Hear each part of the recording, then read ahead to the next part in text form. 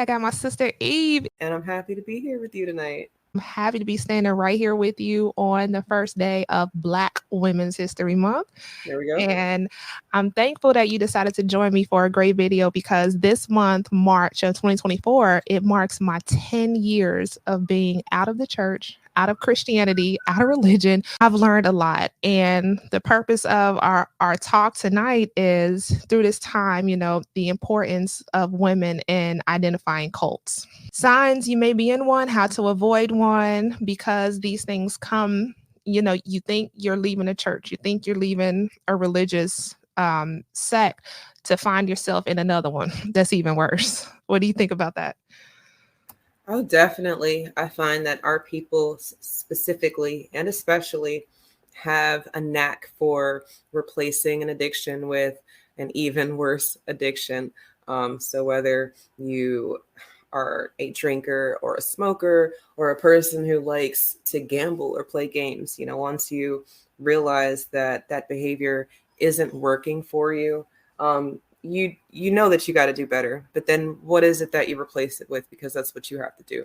You have to replace that behavior with something else. And a lot of us fall into the trap of the cult of personality. Someone sounds really good and it's like, oh yeah, that's exactly where I need to be. They're saying the right stuff. So I see that all the time.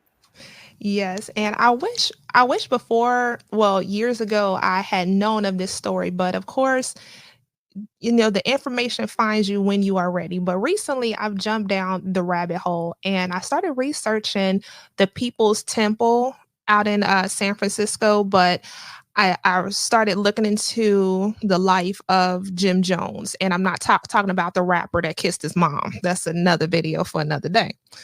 Maybe cancel Mother's Day 2024. But this guy, the white guy, Jim Jones from a sundown town in Indiana. I'm just going to give a quick rundown for those who may not have heard of that or him or the People's Church.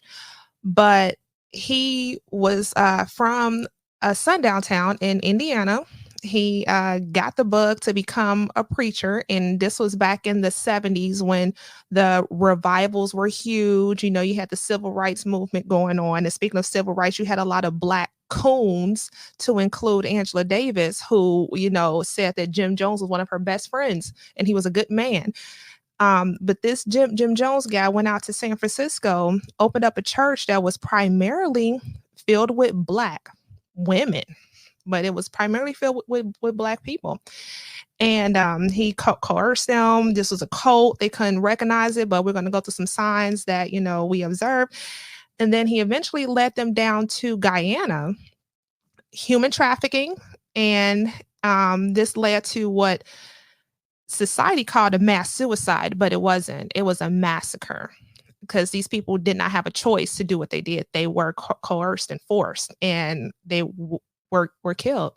And that's where the saying comes from, don't drink the Kool-Aid and, stuff like that. But I went into that one, and then that led to me researching other groups that you may find on YouTube search. So tonight, outside of the People's Temple and Jim Jones, that's the only one that we would name tonight. Have you heard of the People's Temple and Jim Jones and stuff like that, Eve?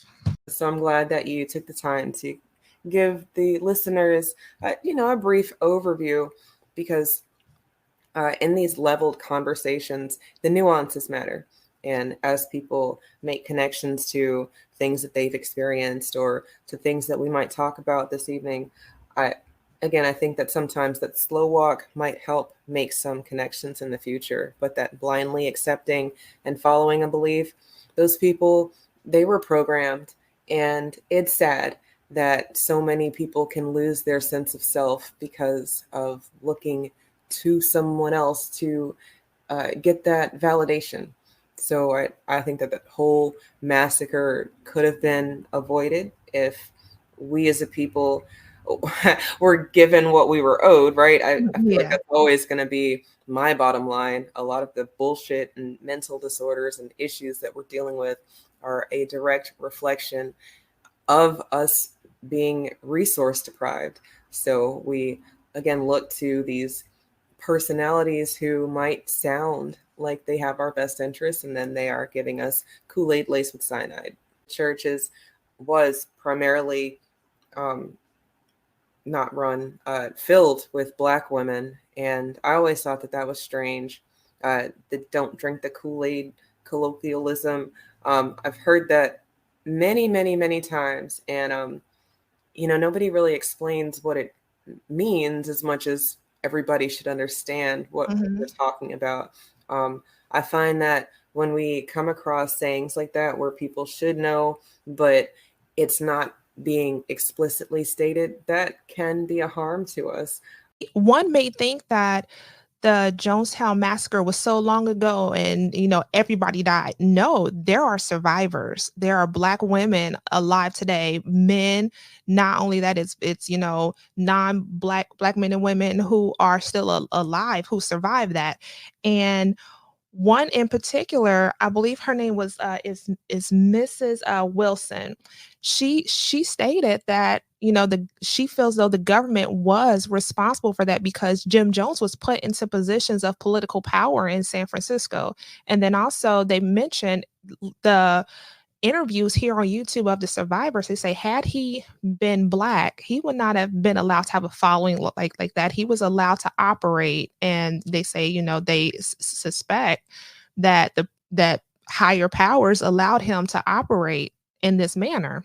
One of the signs that I have on my list that someone can use to identify if they may be in a cult is it the cult or the group has an all-powerful leader, someone who refers to himself as a god in the flesh or as a god. They are invincible. They may go by a fake name. And I noticed that in other groups, this all-powerful leader, he'll have a fake name, a pseudonym, an alias, because he or she, I'll just say they, because they may be trying to hide from a criminal past, that this new name is it makes them some kind of ascension master, or gives them this look of power. And I highly recommend people, if you have someone who goes by a fake name, find out their government name, their real name, and look them up. Look up their criminal history. Look up everything about that person, and decide if this is someone that you want to follow for spiritual guidance or leadership or something like that. What do you think of that? Absolutely. I guess here, what I'd like to tell the audience is to beware of the kayfabe. And if they don't know what a kayfabe is, it's a term that is used in wrestling. And it's basically how the characters are supposed to put on that they are not characters, that they are actual real people in these roles. So you might have the bad guy wrestler or the good guy wrestler, but that is who they're supposed to be on and off the set. And I find that people put on kayfabes on the internet and in these groups, and the same way that the church tells us that we shouldn't have all of these questions for the pastor or for the reverend or the deacon or the Mhm. priest, whatever. It's essentially a role that they've put on. They are more than the role, but it's not saying that they aren't also the role that they've placed themselves in. um, and to that point, if a person has put themselves in a position of power, then it is absolutely to the utmost importance that the people who are listening to them do their research, do your homework. That's not to say that everybody who might fit into this category of a persona that you don't know is who they are in real life, but if you never ask questions, then you'll never get the answer. And then you can't really be mad at the outcome. That was a big reason why I left the church, because any other lecture or workshop I go to, if someone is speaking, then at the end they take questions. It's a Q&A. There's a debrief. Church is the only place where you cannot at the end of it raise your hand and have an exchange. It's like, okay, the doors are open, give me your money, then get the hell out. So, Amen to that, right? and speaking of that, give me your money and get the hell out. The next sign that you may be in a cult is, you know, you are controlled and you're turning over your assets. One thing I noticed with the People's Church was that they had the members turning over their checks. They were signing over their homes. And think about that. And I'm so glad that you mentioned restorative justice, also reparations. Think about these Black people who owned homes in San Francisco and how much those homes were worth in the 70s and how much those homes would be worth today if those assets were passed down to their family members, their heirs, and volunteering, so called volunteering, so many of these hours to build this temple, to build this congregation, to build this utopia and not being properly compensated. What do you have to say or add to that, to help someone who may find themselves being coerced to just turn over their money to give, give, give? I find that that question is layered. And while I like layered questions, sometimes, I guess, like I said earlier, we might have to slow walk some of this stuff Oh, just to yeah. make sure that people understand at least where I'm coming from and where you're coming from. I Hmm. don't want them to take my words and run with it out of context. Now, people are going to do what they want to do, Thank right? And I understand uh-huh. that. Thank But you for that. with regards to, money and how people use their money, we're told all the time that if you want to know what someone likes or what they support, then you open their wallet, you look at that bank statement and see how they spend. And I see it time and time again where people say that things are important to them, but then they're not actually spending the money on that. Or people are saying that something is important to them, and you can open up their bank account and see where they are donating $25 every week religiously. Yeah, there's going to Mhm. be that word a few times tonight. Um, People are very dedicated to a cause or a person, um, or a message.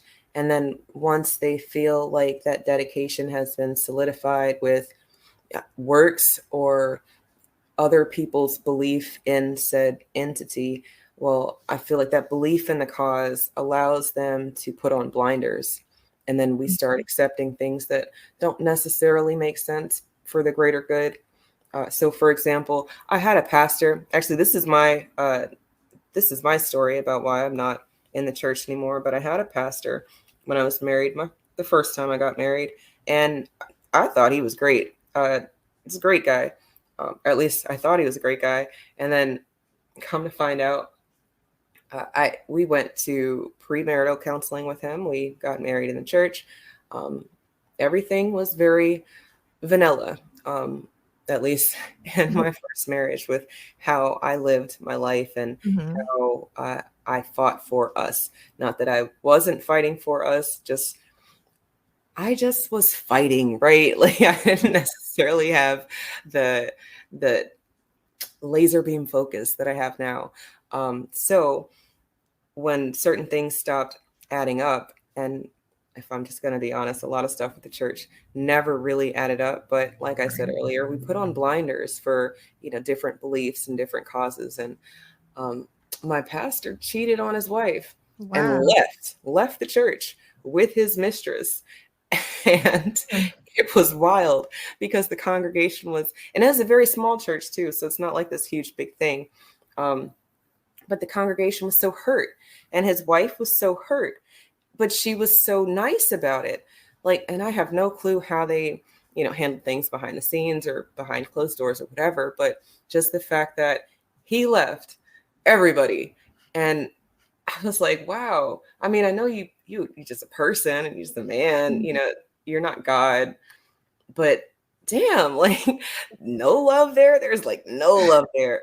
Um, and that just really made me feel some kind of way because again, at the end of the day, some people in positions of power, I think that we people look at them like they're supposed to be better than that or do better Mhm. than that. And then once we find out that they are human as we are, well, now I'm trying to figure out where the paperwork allows you to behave like this when you're supposed to know so much more. You're supposed to know better, right? So Right. to me, that was a turning point where I couldn't unsee it anymore. I Wow. had to I had to get away. It's too much Yeah. See? Glad you did. Glad you did.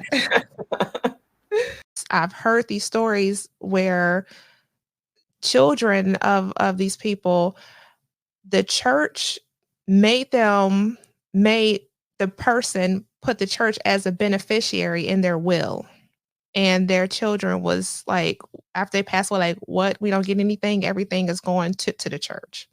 And the church gets involved in a person's finances, and they'll go and bring up the scriptures about turning over all your assets, and the rich man, he turned over everything to be with God, and it's just manipulation.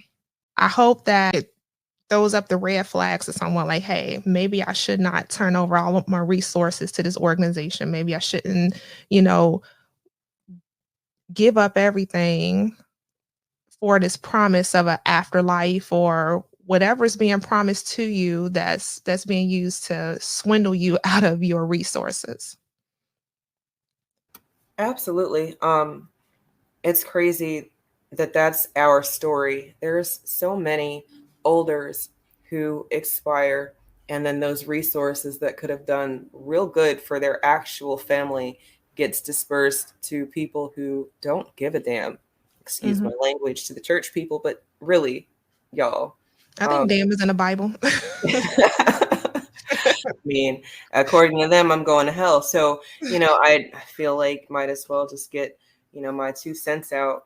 But I actually hate that about how giving and the humanitarian aspect of us, I'm talking about Black people, Mhm. because I don't see other groups doing this. I don't see, I, now I do see old white people leaving their resources and assets to groups, to their pet, to some wild shit like that. But I never actually see it in the same way where you've got a family that needs help, and they might Mhm. have been asking you for help for years, and you don't help, and you can't help because you would be an enabler, or you would be, they need to pull themselves up by their bootstraps, but you're not giving the same requirements to the church because I guess you've put that paperwork down on the table, and you've said the church does X, Y, and Z, and that's more than what Johnny and my family's doing. And since that's the case, then I feel comfortable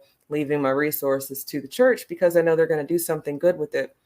But again, to me, the fact that we are a people who are deprived of resources Mhm. strategically and on purpose, that would be it would be so much better for us to, I mean, on our way out, you can't help your family on your way out. Like, that's how much you don't like what's going on.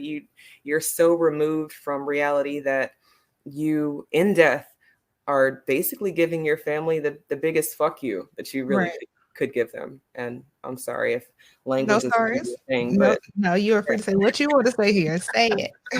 You forget that your sister was a sailor, so it's mind blowing though, right? And yes. I have family like that, the biggest hearts, and it's sad that I also have family that could use help, and they're not getting the help from family. They get help, but again, to me, the way these other groups help each other out, and the fact that Mhm. their dollar gets to circulate so many different times before it gets out there, we could do that twice, right? 3 times, I Yep. think 3 times we can do that. And that would push us so much further than where we are with our collective fight for getting what's owed. And people just are in the way. It goes back to this cult-like mentality of Black people. Once we have it in one environment, then it kind of trickles into other environments. And if you're not careful, then you will absolutely be wanting to give those resources away. You don't want to share it with your family because they're not deserving. They haven't done anything. But at the end of the day, they are you. Why don't they deserve it? Aren't you a part of them? Aren't they a part of you? Wouldn't you want them to get to the next spot? Oh no, no, no, no. Niggas is selfish. And that selfish character trait, personality defect, it gets used by these people who put themselves in positions of power. And from there, again, if people are not asking questions, then they are absolutely self-inflicting themselves into the cults that they are following. I got to give a shout out to you and do a shameless plug for you. You interviewed the wonderful, our Queen Mother, Sister Sharzad Ali, and she has a wonderful book. One of my favorites is Are You Still a Slave? And she mentioned something, and it was called she identified something with Black people, something that was taken from the plantation, and that was a lack mentality, where we were so much in this state of having lack, where we either hoard everything to ourselves, or just are just selfish to a degree where we won't flick a drop of water on the next person that's on fire. But that lack mentality, that survival mode, just all the time. And that's something that I work on a lot as well, and being someone with a kind heart, how you're always giving, giving, giving. And then at times you gotta like wake up and say, hold on, I'm being manipulated. Someone is pulling a fast one on me. And one of those fast ones, I'm glad you said was hell. We're always guilted, or fear mongered. Hell is waiting for you. Hell awaits. If you don't give, hell awaits. You don't do this, hell awaits. And one thing I noticed in the Jonestown massacre in the People's Church was they they were human trafficked to Guyana, and turned this the bush, the jungle, into this oasis where they were protected from the outside world. And if there was this fear that if they left, the United States was collapsing, all this bad stuff was happening to them, and the only safe place was there. Notice that at times in churches as well, where they'll preach, stay in the church, be in the world, not of it. Go and spend hours in your prayer closet. Have you witnessed that, or heard different things where there's this fear mongering of this fear of the unknown, this fear of the outside world, and the only safe place is within this group of members? Oh, absolutely. And then, you know, um, the the irony is that the group of members is an isolation of sorts. So you kind of strip yourself from everything that you used to be so that you can be in this group, or show them that you practice their ideology, that you follow their beliefs, that you are a faithful servant. You can spread the message. You are an echo of whatever it is that they have going on. And then that blind worship, it turns on you, Mhm. in the worst way, because things that you used to espouse are now being thrown at you as consequences for things that you didn't even know were wrong. But self-inflicted wound. If you didn't know it was wrong, it's probably because you didn't ask enough questions. When we ask questions, like our elder, Mr. Neely Fuller, who is still alive and kicking and almost 100 years old at this time, he says that we're supposed to ask questions Mhm. because the the cowards in charge like to confuse us. Yeah. And when we ask a question that doesn't get an answer, we do what we were taught to do in school, where you have a test and you don't know the answer for number two, you just move on to number three. And if you have time at the end of the test, you can go back to number two. Life's like that, but it's not really like that. Time is linear and it's lateral. We have to do all and none. It's both and, with a lot of the things that we're dealing with. And I know that people keep telling us that we can't chew bubblegum and walk at the same time, but that's strange because I know a billion people. Okay, not a billion. I know a lot of Mhm. people who can chew bubblegum and walk at the same time. So maybe we need to expire that um, analogy Right. and use something else more fitting, because I get it. Some things are too complex for us to speed through it, which, like I've said a few times already tonight, that I would like to make sure that we're both on the same level of understanding so the audience isn't Mhm. lost in the sauce. But the blind following, the being told that if you don't do something, these are the consequences. I feel like a lot of that I got when I was a child. You know, if you don't do this, you're gonna go to hell, or if you do this, then you're gonna go to hell. And to me, you couldn't tell me about free will and then expect me to just blindly accept anything after that. So I know that that was a gift and a curse from my parents, because they were happy that I was understanding, but also very scared of my understanding of what this means now, because things aren't just black and white. I can make all sorts of decisions inside of the two that you've given me. And now that my brain and imagination are running wild because you're not answering these questions that I have, now I'm going to be told that if I ask certain questions, that's wrong. Or, you know, if I do certain things, that I'm going to be punished. But if you had maybe answered one or two of those questions, maybe I wouldn't even be in the situation that would be Mhm. causing me such conflict. You know, it's layered and leveled, and a lot of people pushing the message don't even realize the damage that they're doing until it's too late. And I'm happy you mentioned that, how the members of these supposed cults and groups, they carry out the orders. They are definitely the minions. You know, they go out and do the dirty work, and that's exactly what happened in Jonestown. There's if you go on here on YouTube and listen to the death tapes of Jonestown, you'll hear the voice of Jim Jones, but yet, you know, his minions, for lack of a better word, I can't think of one right now for them, but they were carrying out the orders. They were patrolling with the rifles, and not everyone drank the cyanide laced and it was actually flavor aid. You know, they didn't have the name brand when it was actually the flavor aid that they was supplying to everyone with to drink down there.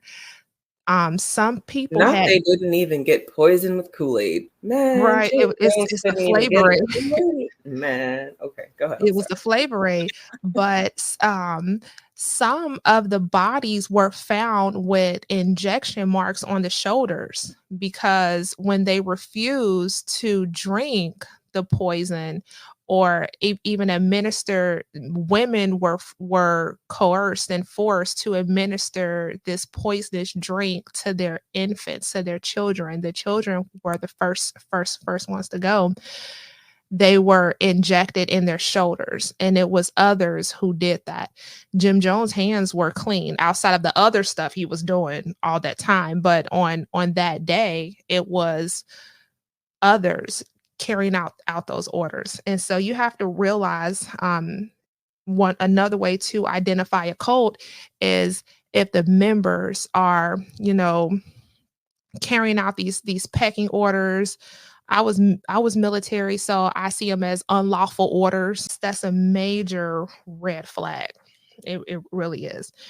And some of the orders that's also put out in these cults and groups is recruitment.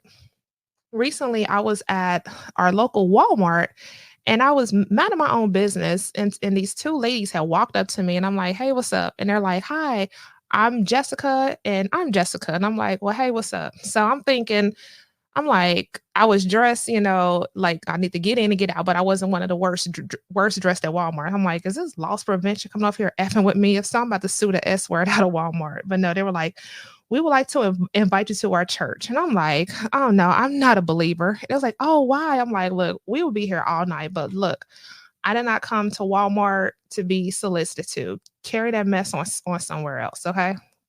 I want us to really hone in on being mothers, women.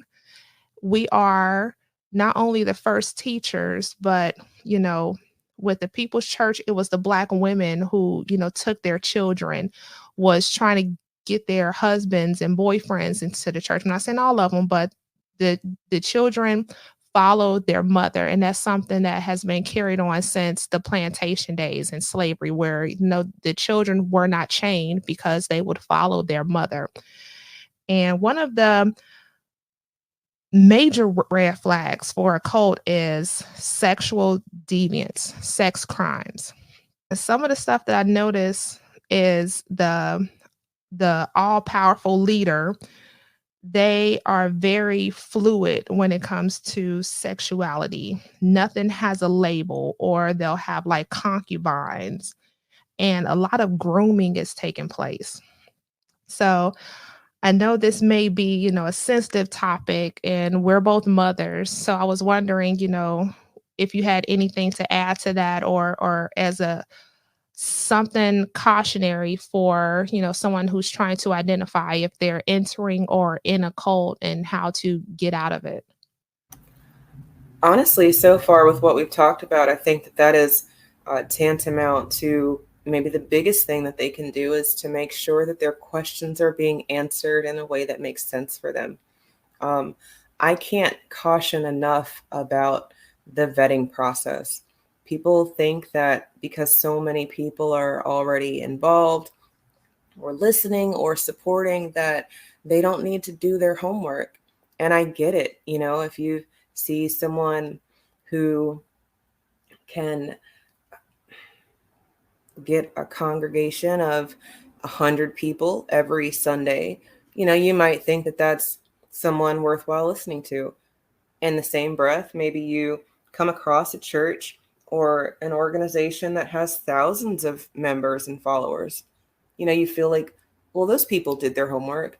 And I would just caution people because it's, I guess, bystander mentality, where we feel like Mhm. someone else is going to do the homework or the heavy lifting and their hard work will pay off for me.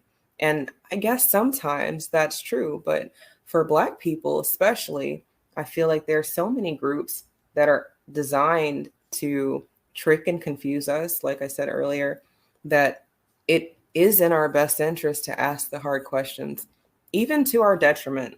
I would rather people be safe and in full understanding of what's going on than to be blissfully ignorant and then be told that they need to drink Flavor Aid laced with cyanide, or that they have to administer poisons to their babies. But I mean, really, outside of what we've been talking about, the People's Church, the same story could be told about people who accept Western philosophy for what we should be doing for our health.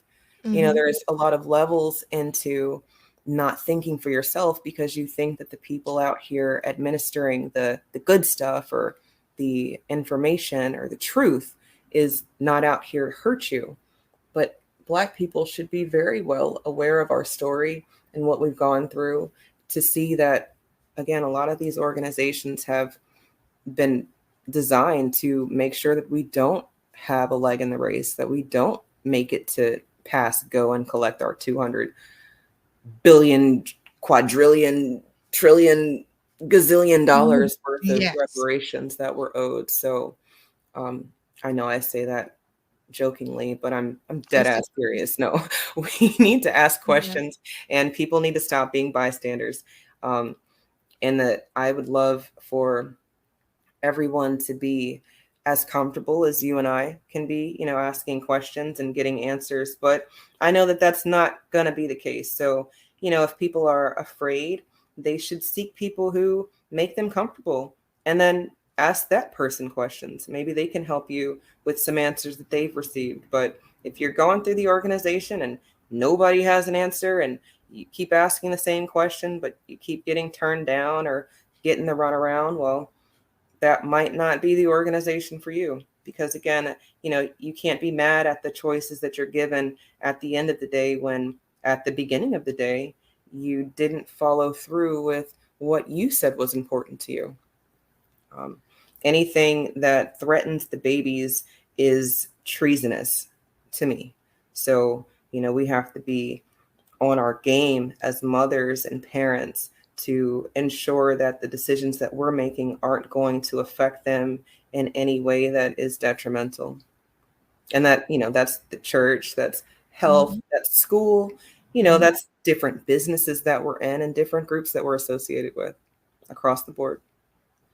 Thank you for saying that, because also distancing someone from their friends and family, someone that they can bounce this information out of, get a neutral person, their opinion and their involvement. And so I said that I will only talk about the People's Church and mention that, but I will include some audio from my mom, because what happened immediately after I'm finding out about the People's Church or the People's Temple and Jonestown, I went to my mom. I said, "Hey, mom, did you know about this? Did you hear about this back in the 70s in 1978?" And she said, "Yeah, I heard about it."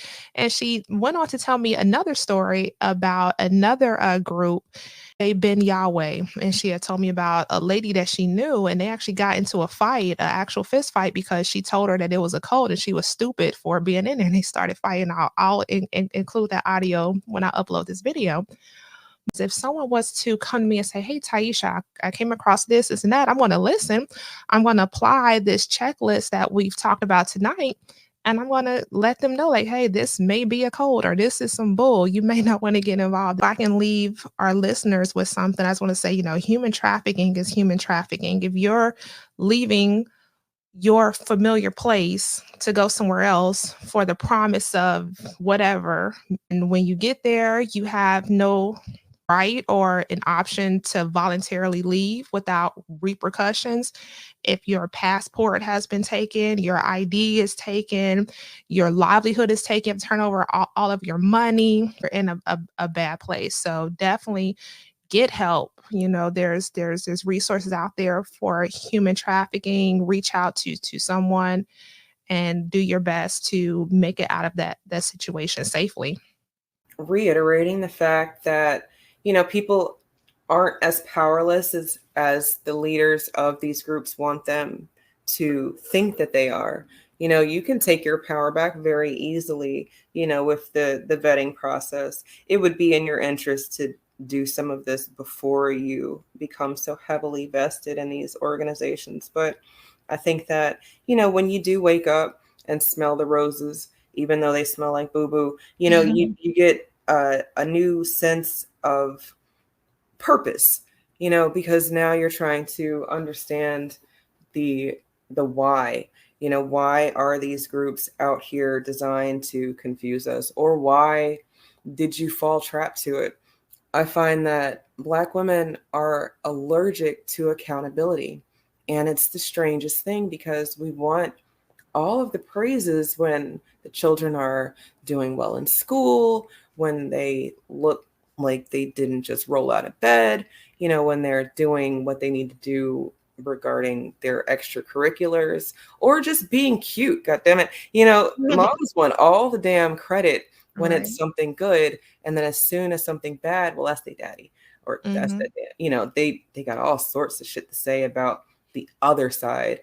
And Right. a lot of those women don't even have the other side with their hands in the mix. They have zero responsibility for the outcome of the child either way, outside of 50% of their genetic material is in that child. So, maybe they do have some things that they could be offering, but because the mom is just stuck on stupid, he'll never get a chance. Hmm. So even though, your child doesn't sit in their seat, they're running all around the classroom, or they're very active, maybe he had that too, but you'll never know because you never sat down and talked to him about what it was like for him in grade school. These questions, they don't have to just be for your reverend, deacon, pastor, priest, or whatever. Right. It can be for the people in your life. But be wary. Once you start asking questions of the people in your life, you might not want to be around them. And I find Hmm. that isolation, the fear of isolation, will cause people not to ask those questions. So now you're stuck in relationships you don't want to be in, stuck around people you don't like, because you're afraid of not being liked anymore, or not being involved, or not around.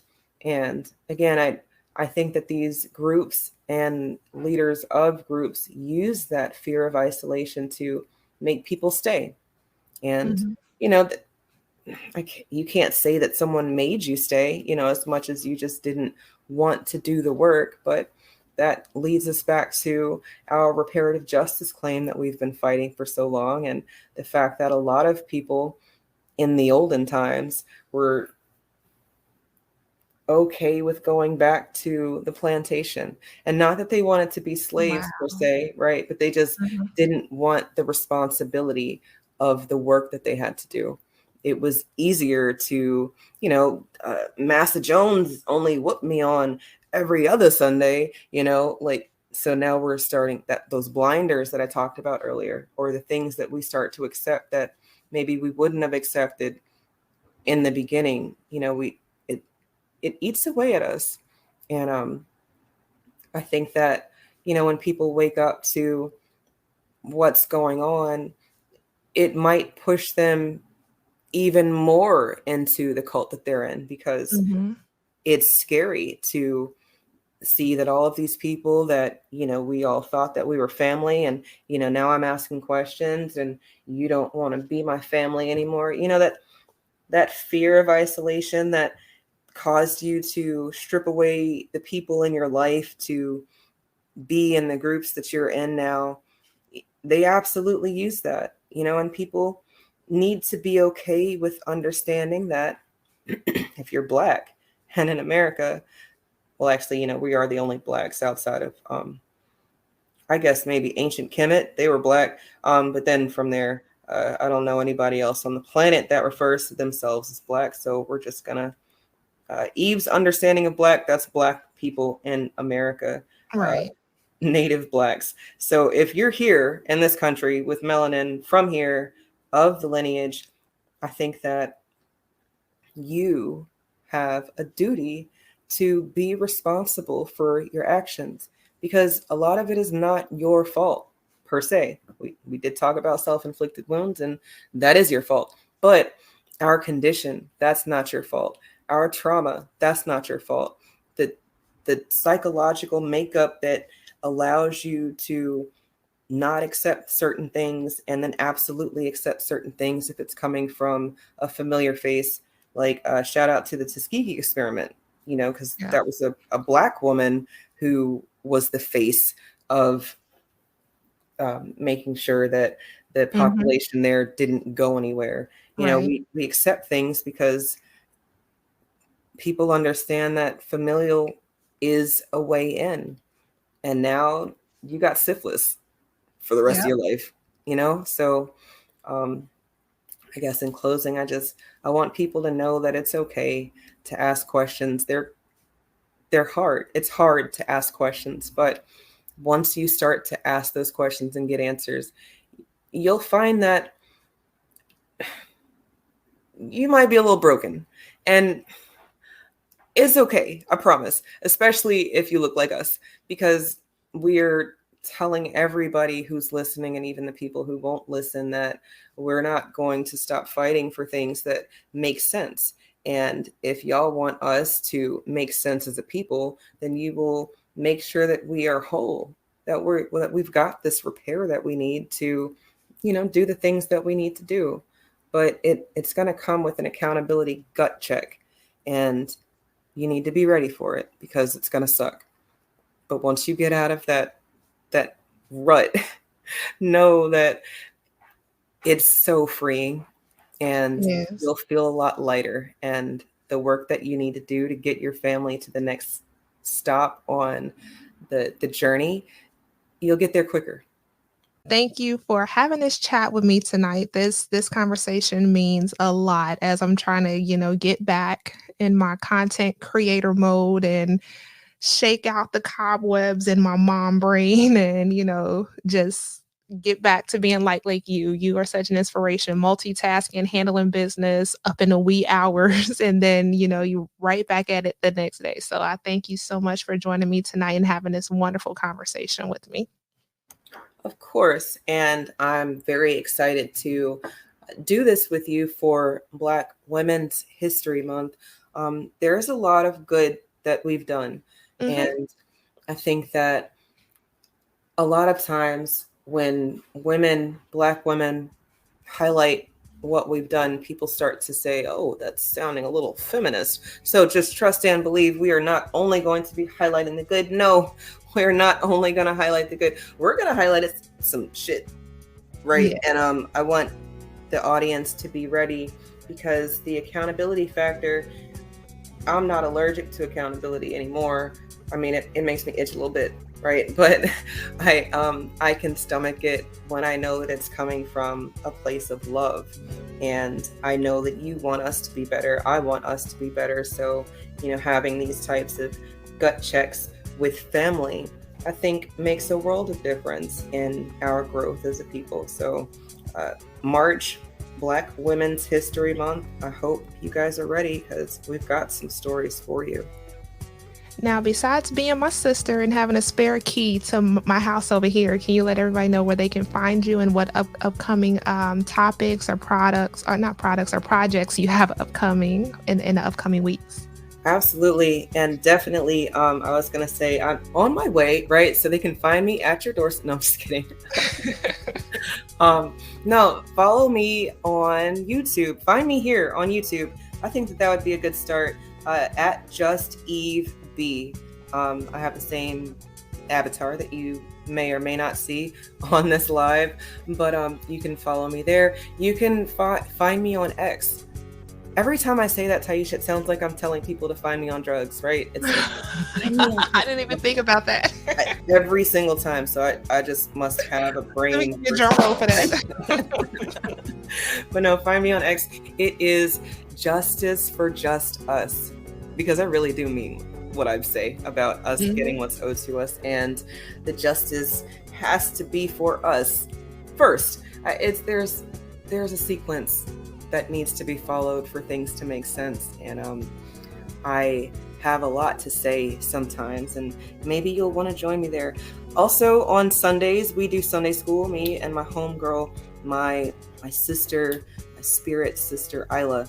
We shout out Isla. Shout out to Isla. I hope she comes and joins us for one of these. I think that her insights definitely could use your audience support, knowing that that's more than just me and you out here holding the line for thorough, authentic Black women who love being Black and who love our people. So that's Sunday school. You can find Sunday school on Patreon. Just type in FBA Sunday School on Patreon. It'll take you right to the page.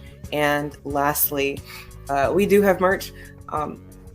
justeveagain.etsy.com. That's our shop, from cookies to, which are amazing, to t-shirts. Tieesha has on one of our signature brands, Sedoxy, in one of her shooting videos, which I think is so apropos, because we do have to be a people who can protect ourselves comfortably. But you can definitely find all of the things that we're working on there on the Etsy. If you follow me on YouTube, you will catch me live on Wednesdays with Dr. Winters for Reality Check. And that is a very fun program where we're just kind of shooting shit about different things that I think that people would like to talk about, but never really thought about the right question to ask. So that's always been fun. Oh, one more thing I can't forget. Millennials Adulting is our new channel where we're going to be having some hard conversations about what it is to be the adults in the room. So you can find that on YouTube as well. Beautiful. I'm so excited for all the projects you have upcoming. Like I said, you are doing everything right, and I'm so in your corner. Until next time, everybody, we will see you then. You'll get plenty of notice for our upcoming videos, and I'll have plenty of resources for you to continue researching in the comments. Have a great night.